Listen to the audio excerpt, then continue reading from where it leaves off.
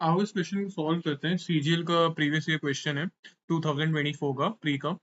क्या गिवन है इसमें कि 3 पाइप्स है पी क्यू आर, वो एक सिस्टम मतलब टैंक को फिल करते हैं 40 मिनट्स, 80 मिनट्स और 120 मिनट्स में रिस्पेक्टिवली। हम इसके आगे पढ़ेंगे नहीं क्योंकि हम पहले ही एफिशिएंसी उनकी कैलकुलेट करेंगे। देखो कैसे सॉल्व करेंगे। एक पाइप है पी, दूसरा है क्यू और तीसरा है आर। ये कितने मिनट्स में भरता है? ये 40 मिनट्स में भरता है। सेकंड वाला 80 मिनट्स में भर रहा है और थर्ड वाला 120 मिनट्स में भर रहा है। तो हम इसका एलसीएम कैलकुलेट कर लेंगे। वो हम कैसे कैलकुलेट करेंगे? जो सबसे बड़ा नंबर है आप उसका टेबल बोलो। 120 वन जा 120, क्या वो 120 40 के टेबल में आता है क्या? 80 के टेबल में आता है? नहीं आता है। तो 120 टू जा 240। तो 240 क्या 40 के टेबल में आता है 80 के टेबल में आता है और 120 के टेबल में भी आता है। तो इसका क्या आ जाएगा? एलसीएम। और इसी को हम क्या बोलते हैं? टोटल वर्क, मतलब 240 यूनिट्स। अब 40 इंटू 6 करूंगा तो 240 बनेगा, 80 इंटू 3 करूंगा 240 बनेगा, और 120 इंटू 2 करूंगा तो 240 बनेगा। तो ये क्या आ गई? एफिशिएंसी। मतलब पी जो है वो 1 मिनट में 6 यूनिट्स का काम कर देगा, क्यू 3 यूनिट्स का काम कर देगा, और ऐसी जो आर है वो 2 यूनिट्स का काम करेगा।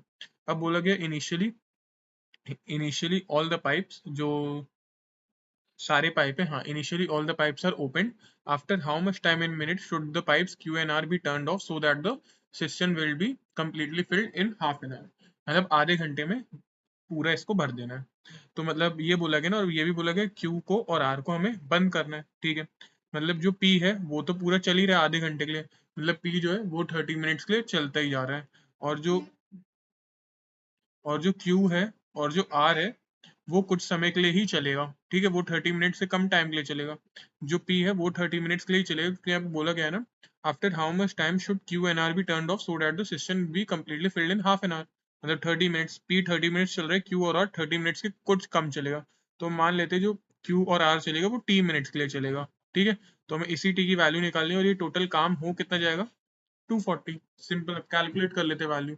देखो पी कितना था हमारा, पी की एफिशिएंसी है 6 units into 30, Q plus R कितनी 5, टी की वैल्यू मुझे पता नहीं, और यहाँ पे 240 आ जाएगा।